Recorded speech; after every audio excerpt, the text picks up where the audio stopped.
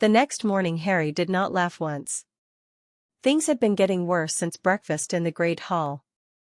The 4 long tables were full of bowls of bland food, plates of smoked fish, plates of toast, and plates of eggs and ham. The magic ceiling of the hall showed that the sky was overcast that day. Harry and Ron sat down at the Gryffindor table next to Hermione. Hermione had set down her Vampire Voyage book next to the open jug of milk and was busy reading it. She said good morning to them in a cold, grave tone, and it was clear that she was still upset about the way they had come to school. But Neville Longbottom greeted them with a smile. Neville had a round face and was always getting into trouble. He was a forgetful boy, and Harry had never known anyone with a worse memory. Neville said, "Now that letters and packages are arriving, my grandmother must be sending me the things she left behind." Harry had just started eating his halima when he heard the sound of wings flapping and about 100 owls flew into the hall and hovered above the students. They spun around, throwing letters and parcels into the crowd, one after the other, as they chatted. A large parcel and a pen fell on Neville's head, and a moment later something large and grey fell into Hermione's milk jug, splashing drops of milk and wet feathers all over their heads and faces. Ron grabbed the sleepy owl's leg, pulled it out of the jug, and said, "It's Errol." Errol fell unconscious on the table, his legs dangling in the air, a damp red envelope in his beak. "Oh no," said Ron, gasping for breath. He gently caressed Errol and said, "There is nothing live. What I don't say, I say." Ron pointed to the red envelope. To Harry it was just a normal envelope, but Ron and Neville were looking at it as if it could be anything at any moment. "Explode," Harry said. "What happened?" Ron said, his voice strained. My mom sent me a letter of protest." Neville said softly, looking terrified. "You better open it, Ron. If you don't open it, it'll be worse for my grandmother. One of them. He sent this to me, but I didn't open it." Neville swallowed and said, "It was very terrible." Harry looked up from their terrified faces and looked at the red envelope. Looked and said, "What is another provocative letter?" But Ron's attention was focused on the envelope, which was smoking from the corners. "Neville," he said again. "Open it, it won't take more than a few minutes." Ron reached out with a trembling hand and pulled the envelope from Errol's beak and opened it. Neville held his fingers to his ears. In the blink of an eye, Harry knew why Neville had done this. For a moment, he had thought the letter had exploded. A loud roar echoed through the large hall, shaking the ceiling. "Are you stealing cars? What if you get fired? Wait, let me touch you. Haven't you thought about how we'll feel when your father and I meet?" Mrs. Weasley's voice, 100 times louder than usual, rattled the plates on the table. It had shaken the stone walls of the hall, reflecting the piercing sound. Everyone in the great hall was looking around to see who had the incendiary letter. Ron had sunk so low in his chair that only his red hair was visible. "We got Dumbledore's letter last night. Your father was melting with embarrassment. We worked so hard and raised you to do these things? What if you and Harry were dead?" Harry expected his name to be called, pretending not to hear the sound that was bothering his eardrums. "What a shame your father is being reprimanded at the office. It's all your fault. If he makes another mistake, you should go straight home." A heavy silence fell over the hall. The red envelope that had fallen from his hand. Ron had fallen to the ground, caught fire, and turned to ashes. Harry and Ron sat there, stunned. A few people laughed, and the students' chatter filled the hall again. Hermione closed the Vampire Voyage book and looked at Ron's red hair. "That's it, Ron, what did you expect them to do?" Ron said angrily, "You don't have to say I was right." Harry pushed his plate of halim aside, feeling guilty. Mr. Weasley was being reprimanded at the office. After all the kindness and love Mr. and Mrs. Weasley had shown Harry over the summer. Harry's train of thought was interrupted. Professor McGonagall had come to the Gryffindor table, handing out the students' syllabus. Harry took his and glanced at it. Their first class was 2 consecutive sessions of botany, which was held with Hufflepuff. Harry, Ron, and Hermione left the castle, passed the vegetable patch, and headed for the greenhouses, where the magical plants were kept. The letter of the rebel had one advantage: it made Hermione be friendly with them again, thinking they had been punished enough.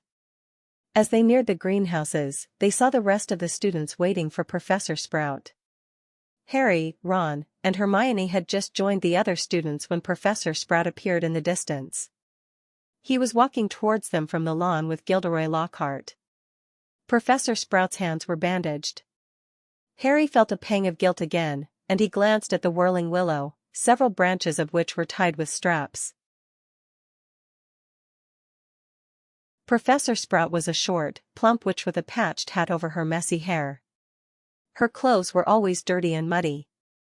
Aunt Petunia would have fainted if she had seen her with her fingernails. Gilderoy Lockhart, on the other hand, was dressed in a smart, elegant turquoise robe, his golden hair shining beneath a turquoise hat with a gold rim. Lockhart smiled at the group of students and said, "Hey guys, I was showing Professor Sprout the correct way to treat a thrips, but I don't want you to think that my botany is out of date. Professor Sprout is better. I have come across such strange and rare plants in several of my travels." Professor Sprout, who looked upset and unhappy and not like usual, said, "Kids, today we're going to greenhouse number 3. Everyone began to talk excitedly. Up until then they had only worked in greenhouse number 1, the plants in greenhouse number 3 were much more interesting and dangerous. Professor Sprout opened the greenhouse door with a large key. Harry could smell the dampness and manure mixed with the strong scent of the giant umbrella-sized flowers hanging from the greenhouse ceiling. Harry was about to follow Ron and Hermione into the greenhouse when Lockhart's hand stopped him and said, "Harry, I want to have a few words with you." "Professor Sprout, is there anything wrong? Can't Harry come a few minutes late?" Professor Sprout's grim expression indicated that Harry's delay was not without its drawbacks, but Lockhart said, "Thank you very much." Lockhart said this and closed the door on Professor Sprout. Lockhart, his large white teeth gleaming in the sun, shook his head regretfully and said, "Wow, Harry." Harry, stunned, said nothing, and Lockhart continued, "When I heard, it was all my fault, to be honest. I was very upset." Harry didn't understand what he was saying, and he wanted to say that. Lockhart continued, "I've never been so surprised to fly to Hogwarts in a flying car. Well, to be honest, I immediately understood why you did it. Now, from a kilometer away. Everyone knows you, Harry." It was very strange that Lockhart could show off every single one of his white teeth even when he wasn't talking. Lockhart said, "It was me who gave you a taste of fame, right? What did I do wrong? When your picture was on the front page of the newspaper with mine, you couldn't stand it and wanted to be talked about again, right?" "No, Professor, see." Lockhart grabbed Harry's shoulders and said, "Harry, oh Harry, I understand you. It's natural that anyone who tastes fame will go after it. I blame myself because I tasted fame on you when I shouldn't have made such a mistake. But listen to what I'm saying, son. No one becomes famous by riding in a flying car. Be patient. When you get older you'll have many opportunities to become famous." Yes, I know what you're thinking. You must be thinking to yourself, how is fame good for him? He's a world-famous wizard. But without that I was as unknown as you when I was 12. I should say I was even more unknown than you. How many people haven't heard of you?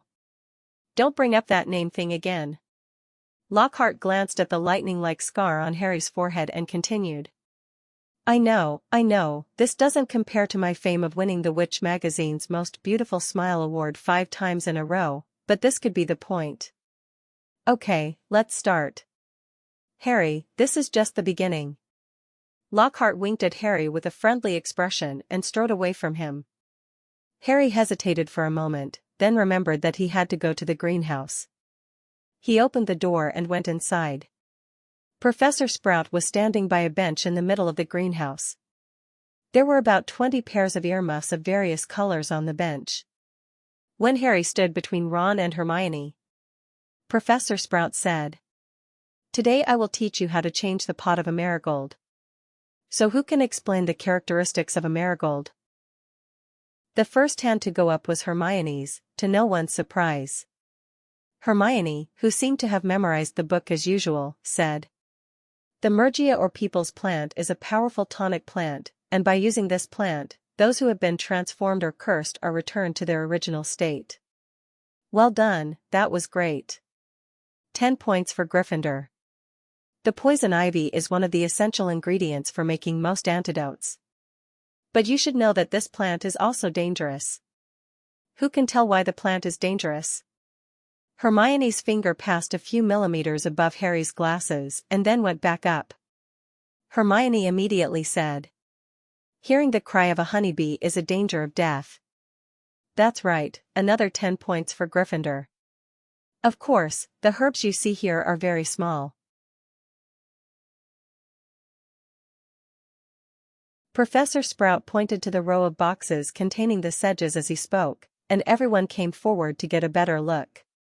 About 100 delicate seedlings with green leaves and a hint of purple were growing in a row. The plants did not look particularly impressive to Harry, and he had no idea what Hermione meant by the sedges screaming.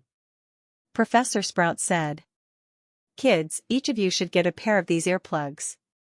Students flocked to the headphones because no one wanted them. "Let him have a fluffy pink earmuff," said Professor Sprout. "Whenever I say, 'Put the earplugs on your ears,' it should be so that no sound reaches your ears. Whenever I raise my hand, you can take off the earplugs. Now put on all the earplugs." Harry immediately put the earmuffs over his ears. He couldn't hear a sound. Professor Sprout put a pair of fluffy pink earmuffs over his ears and rolled up the sleeves of his robe. He grabbed one of the plants and pulled. Harry gasped in surprise, but no one noticed him. Instead of a root, a small, muddy, and very ugly baby emerged from the soil. The plant had leaves sprouting right from its head, its skin was bright green and mottled, and it was clear that it was screaming from the bottom of its heart. Professor Sprout took a small pot from under the table and put the sedge in it, filling it completely with moist, dark compost until only the thick buds were visible above the soil. Professor Sprout shook his hand and raised his hand. Then he took off his earmuffs. Then, as if what he had done was as ordinary and trivial as watering a begonia, he said, "Since our sedges are still young, their screams are not deadly, but they do knock you out for a few hours.